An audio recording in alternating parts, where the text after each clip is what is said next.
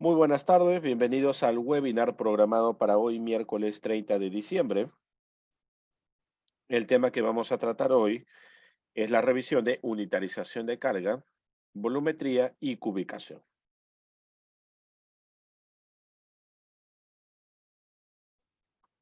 Hoy vamos a trabajar en base a unitarización de carga.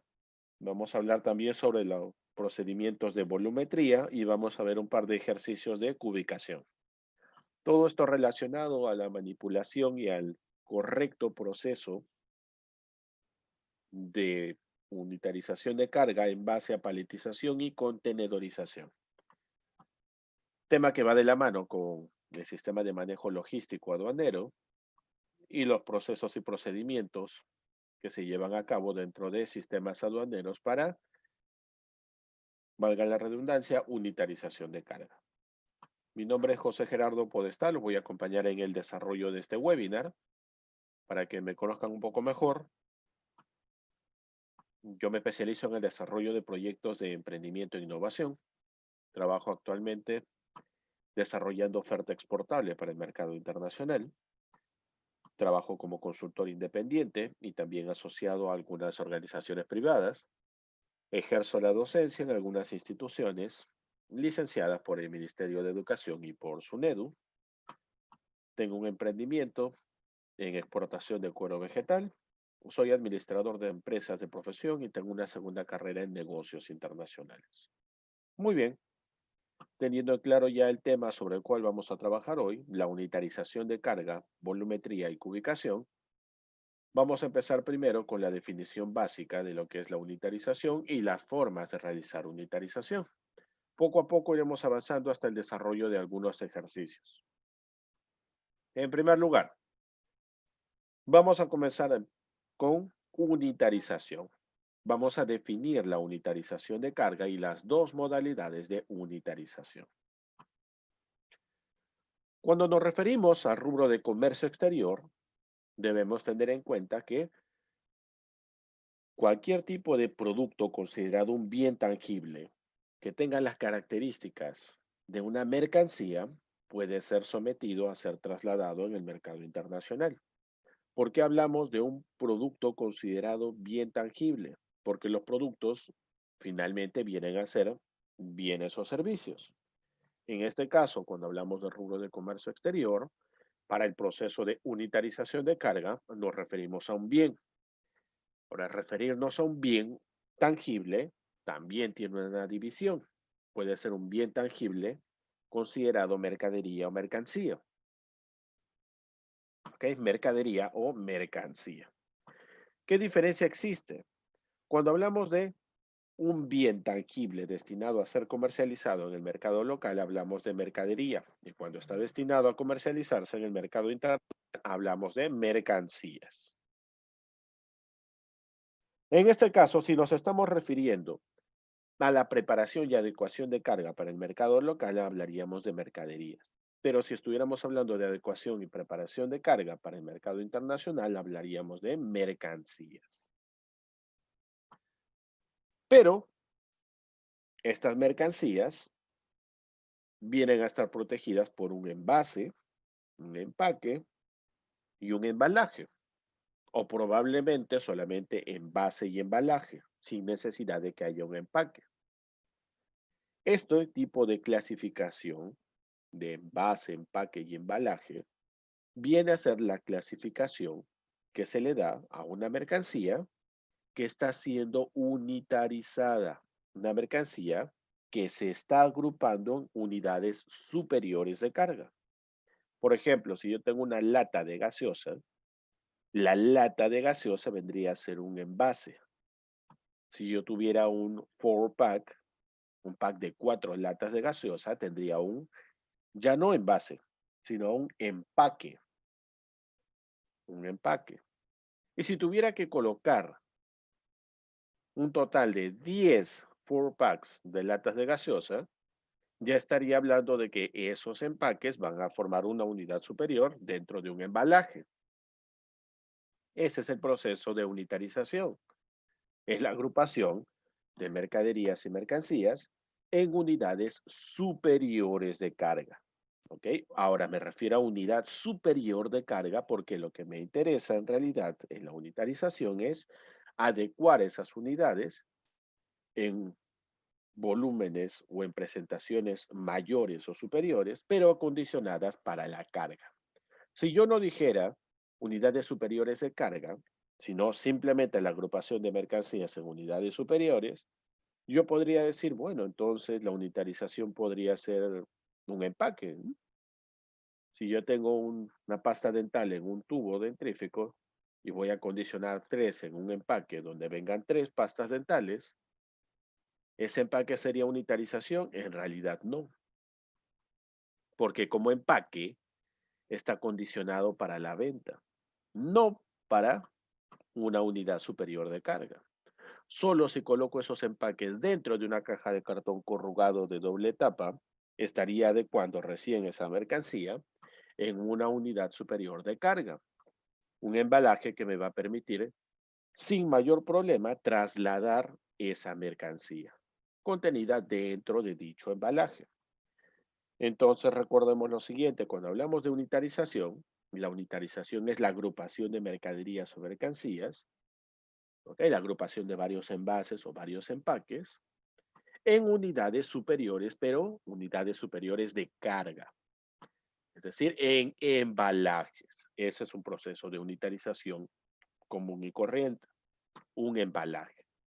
Sin embargo, para el rubro de comercio exterior, el embalaje no viene a ser la presentación final de la unitarización. Recuerda que la unitarización se desarrolla con el fin exclusivo de, en este caso, reducir tiempo, realizar los procedimientos correctos de manipulación de carga. Por ende, cuando ya nos referimos a unitarización en el contexto de comercio exterior, esa unitarización no termina en el embalaje, no termina solo en la unidad superior de carga, que es ese embalaje. Cuando hablamos de comercio exterior, esa unitarización se puede dividir en dos, en paletización y contenedorización. Paletización, cuando esos embalajes pueden apilarse uno sobre otro, teniendo como base o como soporte una paleta. Por ende, mi nueva unidad superior de carga ya no sería el embalaje, sino sería la paleta. A ese tipo de unitarización se le denomina paletización. Sin embargo, ¿qué sucede si las dimensiones de mi embalaje, de mi unidad superior de carga, esas dimensiones del embalaje son demasiado grandes? Tanto así que, si yo quisiera colocar ese embalaje sobre un pallet, el embalaje va a exceder el largo o el ancho de esa paleta. Va a salir del perímetro de la paleta. Y esto es riesgoso porque puede generar que se caiga la mercancía. En ese momento, ya no voy a tomar en cuenta el hecho de optar por una paletización, porque la mercancía puesta sobre una paleta, excediendo el perímetro de la paleta, presenta un riesgo bastante alto de que la mercancía pueda caerse. Por ende, la mercancía, al exceder el perímetro de la paleta, se recomienda que vaya en contacto directo con la base y las paredes del contenedor. A ese tipo de unitarización se le denomina contenedorización, que también es una unidad superior de carga en el rubro de comercio exterior. Recordemos entonces, en unitarización tenemos la paletización y la contenedorización. Y si hablo solo de unitarización, en un contexto común general, simplemente es el hecho de agrupar las mercancías en unidades superiores de carga. Solo para el comercio exterior se considera la paletización y la contenedorización. La paletización, cuando ese embalaje puede ir sobre una paleta sin mayor inconveniente, puede apilarse una sobre otro y no va a exceder el perímetro de la base que está conformada por la paleta. O la contenedorización, si en este caso el embalaje excede el perímetro de la paleta y esto es riesgoso, por ende, se coloca la mercancía en el embalaje final sobre la base y en contacto con las paredes del contenedor. Esa sería la contenedorización. Aquí vemos los dos ejemplos. El que está al lado izquierdo es un proceso de unitarización denominado paletización. Los embalajes, porque estos no son envases ni tampoco empaques, estos embalajes acondicionan la mercancía para su traslado en el mercado internacional. Aseguran un correcto traslado. Las dimensiones no exceden las dimensiones, o en este caso el perímetro de la paleta. Las dimensiones de este embalaje no exceden el perímetro de la paleta. Por ende, se puede apilar la carga sin mayor problema. A este procedimiento se le denomina unitarización de carga de tipo paletización. Sin embargo, en esta otra imagen vemos que las mercancías tienen diferentes dimensiones y es muy posible que excedan el perímetro de la paleta. Por ende, lo ideal es que vayan en contacto directo con la base y las paredes del contenedor. A este proceso de unitarización se le denomina contenedorización. Ventajas de un proceso de paletización. A diferencia de utilizar de manera directa el traslado de la mercancía por unidades, en un proceso de paletización se requiere de menos gestión de tiempo. En un proceso de paletización hay menos recursos humanos involucrados en el procedimiento del traslado correcto de la mercancía. Es mucho más sencillo realizar un inventario. Se realiza el procedimiento de manera mucho más eficiente al reducir al máximo el contacto o la manipulación con cada uno de los embalajes, a diferencia de aquí arriba. Hay menos posibilidad de que ocurra un hurto o robo, dado que la mercancía va a ser acondicionada de manera mucho más exacta. Se evita la manipulación en exceso. Todas estas son las ventajas de la paletización. En el mercado internacional contamos con un estándar de 5 tipos de paletas, que son las principales, ¿no? Los palets de madera, los palets de plástico, palets de cartón, palets de conglomerado y tenemos también los palets metálicos. De acuerdo al material, los palets pueden clasificarse en pallets o paletas de madera, de plástico, de cartón, de conglomerado y metálicos. Aquí tenemos, por ejemplo, la presentación de las pallets, las paletas. Pero ojo, hay otro dato importante. No solamente nos interesa conocer el material del que está elaborado el pallet, también nos debe interesar conocer cuáles son las dimensiones de esas paletas, qué tipo de estiba es la que tiene dicha paleta. ¿Y esto por qué? Porque en el mercado internacional, así como existen varias opciones para elegir el pallet ideal para trasladar tu mercancía en base al material de composición, también existe una gran diversidad de pallets en base a las dimensiones o estiba. Por ejemplo, la estiba o pallet europeo tiene 120 centímetros de largo por 80 centímetros de ancho. Una estiba modular viene a ser una estiba cuadrangular de 120 centímetros por 120 centímetros. Tiene mayor capacidad que una estiba europea. La estiba japonesa es muy parecida a la modular, pero mucho más pequeña. Es de 110 centímetros por 110 centímetros. Y la estiba americana, que no maneja el sistema métrico, por eso es que tenemos ese diferencial en cuanto a las medidas, es de 121.9 centímetros de largo por 101.6 centímetros de ancho. Nuevamente recordemos, paletas según el material, madera, plástico, cartón, conglomerado y metal.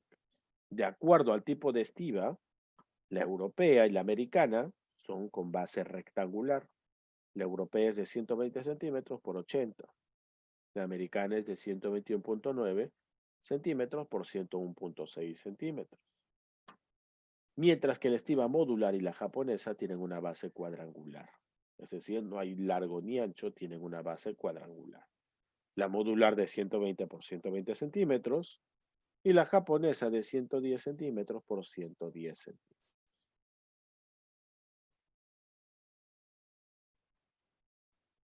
Restricciones para la unitarización de las paletas. Recordemos que nosotros, por ejemplo, cuando trabajamos en transporte marítimo, podemos trabajar un contenedor FCL o LCL. Cuando se trata de un contenedor FCL, hablamos de un contenedor full. Un contenedor full, un contenedor que posee mercancía de un solo consignatario. ¿Ok? Mercancía enviada para un solo importador, un solo consignatario. Y también contamos con el contenedor LCL. El LCL es un contenedor que posee mercancía de más de un consignatario, más de un importador. Cuando hablamos de carga consolidada o LCL, la altura máxima de tu paleta, incluyendo carga y la dimensión de la paleta, es de 180 centímetros de alto. ¿De dónde sale esa dimensión? Profesor, si hace un instante hemos visto el largo y el ancho de cada estiva. Así es. Pero la altura de la paleta sola es de 10 centímetros. Por ende, acuérdate siempre de esto. Si la paleta tiene una altura de 10 centímetros y cuando trabajas una carga consolidada o LCL, un contenedor que va a tener mercancía de más de un importador o consignatario, tu altura máxima es de 1,80 m o 180 centímetros. ¿De qué? De paleta más carga. Sin embargo, si yo le resto estos 180 centímetros, 10 centímetros tendría 170. Los 170 centímetros vendrían a ser la altura máxima de capacidad de carga, porque le quité ya los 10 centímetros que corresponden a la altura de la paleta. Si se tratase de un contenedor FCL o full, donde toda la carga está a nombre de un importador, un solo importador, si hablamos de un contenedor exclusivo o FCL, la altura máxima puede llegar hasta los 2 metros.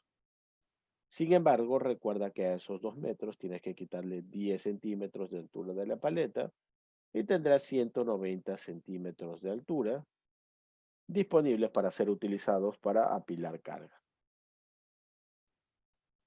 Punto importante, ¿por qué acá en contenedor exclusivo o FCL aparece un único nivel y múltiple nivel? Cuando hablamos de un único nivel es porque solo hay una paleta en la base y arriba todo es carga. Cuando hablamos de múltiple nivel es porque puede darse el caso de que haya una paleta, embalaje, embalaje, embalaje, otra paleta, embalaje, embalaje, embalaje. Es decir, dos niveles.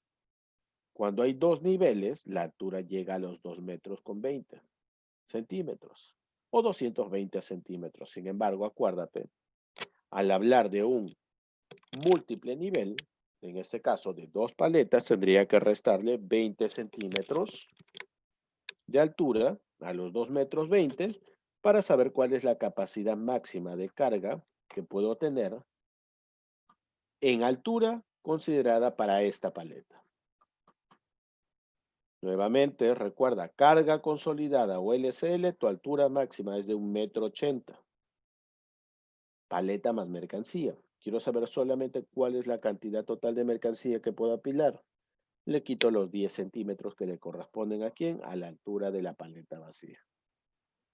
Lo mismo hago con el FCL o contenedor exclusivo. Si es de un solo nivel, la altura máxima del FCL, paleta en FCL, es de hasta 2 metros, menos los 10 centímetros que corresponden a la paleta sola.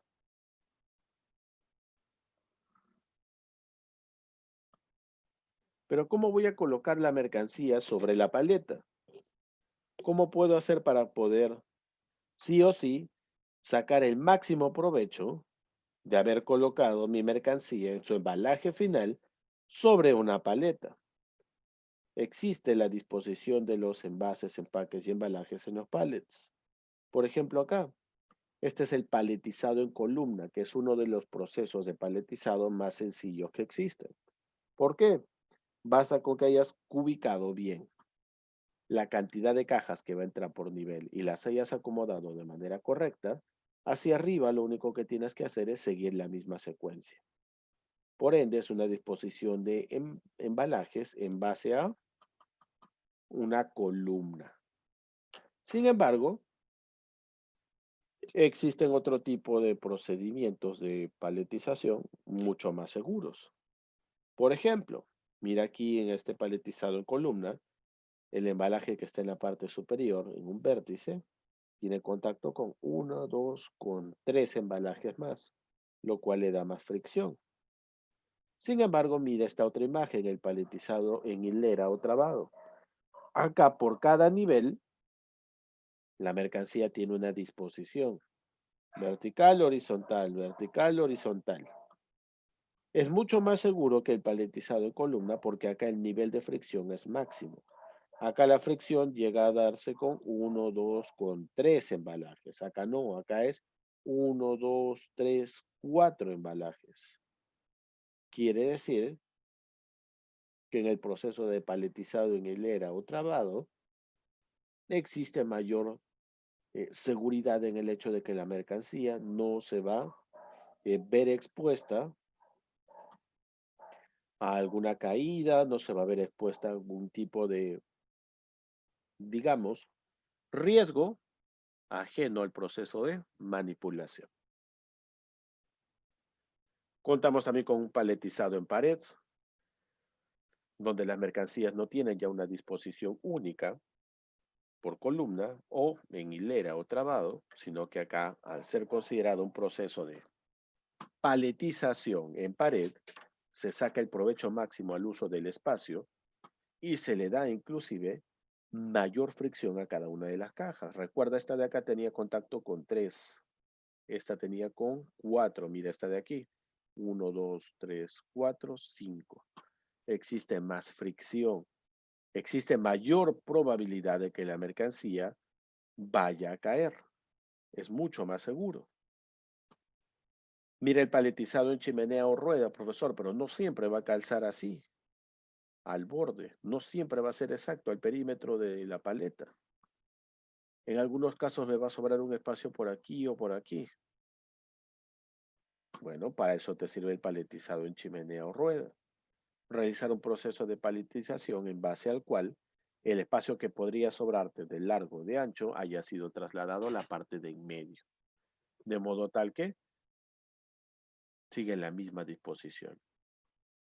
Y el paletizado en hilera interrumpida cuando combinas el paletizado en hilera con el paletizado en chimenea. Igual aprovechando al máximo la posibilidad de realizar una cubicación que te permita sacar el máximo provecho de la cantidad de embalajes colocados sobre tu paleta en ese proceso de unitarización denominado paletización. Principales riesgos o defectos que existen en la paletización, hay tres. El primero se llama desbordamiento. Es el hecho de que la mercancía, al haber sido colocada sobre la paleta, al haber sido apilada, no respetó el hecho de que no debía exceder el perímetro de la paleta, sino que por el contrario, excedió. ¿Y qué podría ocurrir aquí?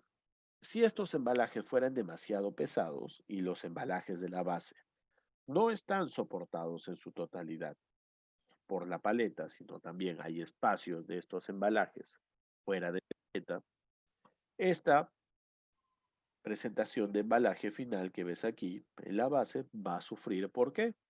Con el peso de todas las demás embalajes, esta caja se va a dañar, va a terminar rompiendo. Consecuencia es el debilitamiento de las cajas del nivel inferior de la paleta y esto traería como consecuencia una posterior caída de la rumba. Siguiente defecto, las protuberancias. Acá sí respetaste en el primer nivel el hecho de que no debías exceder el perímetro de la paleta. Pero en el segundo nivel no, en el tercero sí, en el cuarto no, en el quinto sí. Pero ¿cuál es el riesgo aquí? Al colocar el papel film, solamente ese papel film va a tener contacto directo con los niveles en los cuales la mercancía tenga protuberancias. Porque la mercancía que está entre estas dos protuberancias no va a verse sujeta o sostenida al 100% por el papel film. Y en pleno trayecto de traslado de tu mercancía vía marítima, va a ir moviéndose, generando fricción, desgaste y probablemente destrucción del embalaje. A esto se le denomina protuberancia. Y el tercer defecto es el escoramiento, donde todo iba bien, pero no colocaste demasiada presión al momento de poner el papel film, de modo tal que la mercancía termina cediendo, ¿no? Estirando el papel film y con un riesgo enorme de que caiga en la runa.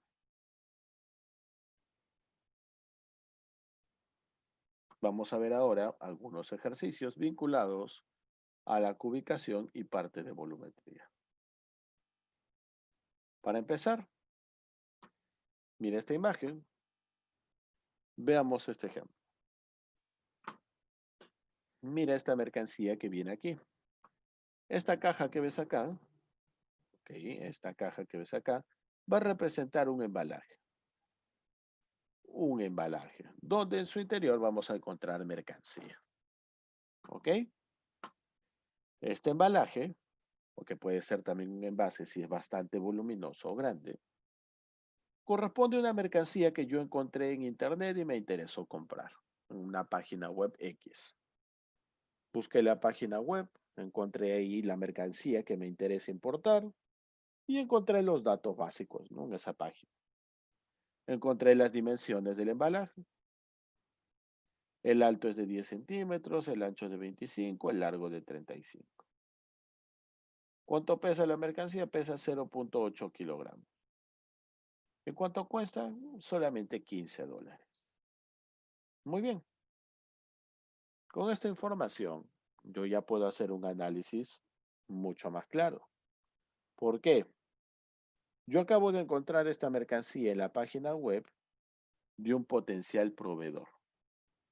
He encontrado esta mercancía que tiene dimensiones de 10 centímetros de altura, 25 de ancho, 35 de largo. Pesa menos de un kilo, 0.8 kilos. Y tiene un valor o un precio en términos FOB de $15 por unidad.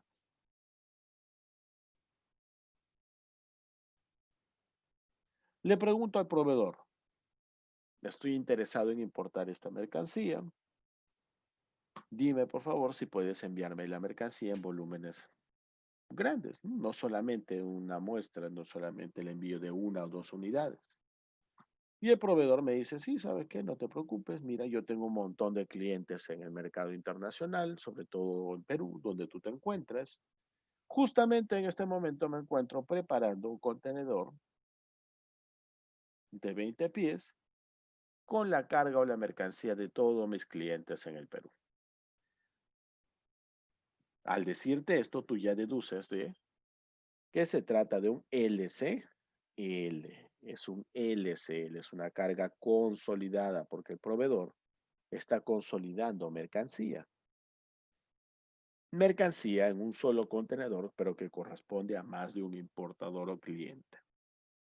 Por ende, al tener en cuenta que es un LCL, yo ya tengo clara la altura. Un LCL tenía la altura de 1,80 m o 180 centímetros.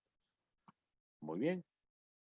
Y me dice el proveedor que tiene espacio disponible para dos paletas estándar europeas. Y el proveedor me dice, por si acaso, tengo espacio disponible aún en ese contenedor para dos paletas estándar europeas. Muy bien. Coloco las dimensiones de la paleta. La altura, 1,80 m o 180 centímetros.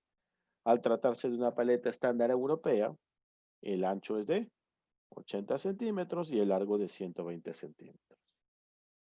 Muy bien.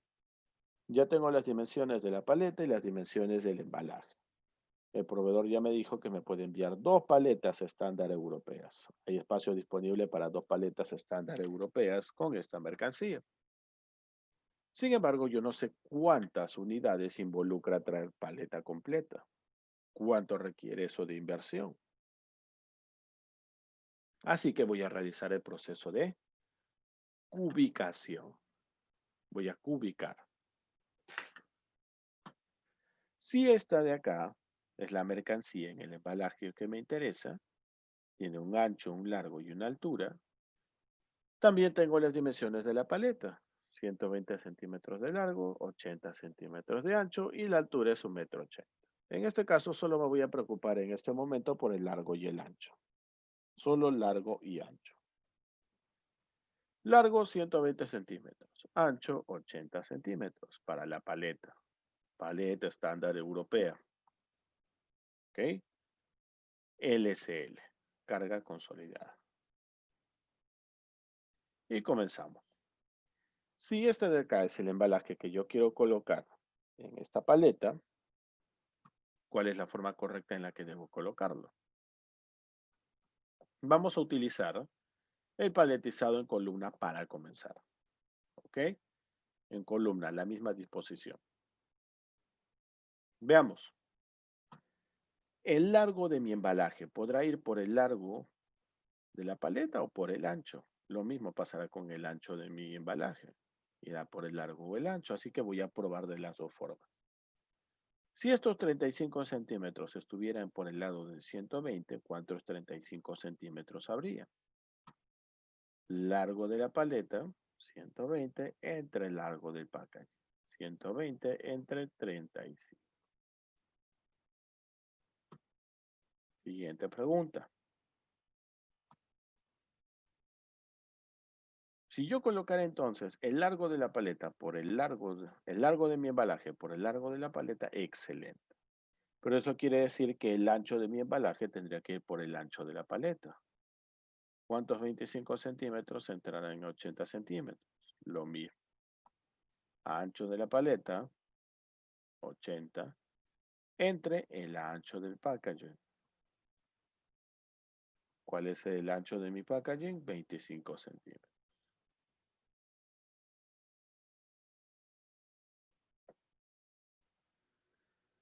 Ok, recuerda, nuevamente, mira qué es lo que estamos haciendo. Este embalaje que ves aquí, tengo que colocarlo en esta paleta. Y tengo que aprovechar al máximo la altura de esta paleta. Si yo coloco los 35 centímetros por el lado de 120, el lado de 25 iría por el lado de 80. Pero ¿cuántas cajas entrarían? Largo de la paleta, 35 entre el largo del packaging, perdón, largo de la paleta 120, entre el largo del packaging 35 me da 3,429. Ancho de la paleta 80 entre el ancho del packaging 25 me da 3,2. Pero puede ser también que trabaje en base a la otra disposición. ¿Qué pasa si este largo lo pongo por el lado del ancho y el ancho por el lado del largo? Hago el mismo procedimiento. Largo de la paleta 120 entre el ancho del packaging, entre 25. Y el ancho de la paleta, que es 80, lo dividiré entre el largo del packaging, ¿no? El largo del embalaje. Profesor, ya tiene ahí los resultados. Excelente. Nos olvidamos en este momento de los decimales. ¿Ok? Porque no podemos exceder la dimensión de la paleta. Solo me quedo con los números enteros. 3, 3, 4 y 2. 3 por 3, 9. 4 por 2, 8. Puedo colocar en el primer nivel, en base a esta disposición, máximo 8 embalajes. Pero, si coloco la mercancía en base a esta proporción, tendría 9 embalajes por cada nivel. Pero, ¿cuál es la cantidad total de niveles que tiene mi paleta? Se trataba de un LSL. En un LSL la altura máxima es 1,80 m. Quitándole los 10 centímetros de la altura de la paleta sola, me quedarían 170 centímetros. En realidad es 180, pero tú le vas a quitar los 10 centímetros de altura de la paleta y vas a tener una capacidad de carga de 170. Ahora la pregunta es, ¿cuál es la altura de mi embalaje? 10 centímetros. ¿Cuántos 10 centímetros van a haber en 170? Alto de la paleta entre el alto del packaging o del embalaje y me da 17 niveles. Profesor, pero todavía no tiene una respuesta concisa. Tengo los 17 niveles. Sé que por nivel va a haber 9 embalajes. Entonces, ¿qué tengo que hacer? Si son 9 embalajes por cada nivel y son 17 niveles, 9 por 17 me va a dar 153. ¿Qué cosa? 153 embalajes en esos 17 niveles. Si se tratara de dos paletas, vendrían a ser 306 embalajes. Ahora, lo que yo he visto es que el proveedor me dijo son dos paletas disponibles las que puedes usar. Así que debo decidir. Si trabajo una sola paleta, puedo importar 153 unidades. Si trabajo con dos, 306. Pero ¿cuánto representa esto en inversión? Si tengo las cantidades para una y para dos paletas y tengo el precio de un solo embalaje, simplemente hago la multiplicación y me quedo con el valor más conveniente. Y con esto hemos terminado de manera veloz la revisión de el webinar programado para hoy, vinculado a unitarización de carga, volumetría y cubicación. Les agradezco por haberse conectado a la presentación de esta sesión. Tratándose de un webinar, es una sesión bastante rápida, bastante veloz. Sin embargo, estoy seguro de que tendremos una próxima oportunidad para continuar con el desarrollo de estos temas. Les agradezco su participación, que pasen un bonito año nuevo. Nos vemos en una próxima oportunidad. Si tienen dudas o consultas sobre estos temas, pueden contactarme directamente a través del área académica de CAMEX o de lo contrario me pueden encontrar en LinkedIn como José Gerardo Podestá. Muchas gracias por su participación. Muy buenas tardes. Nos vemos en una próxima oportunidad.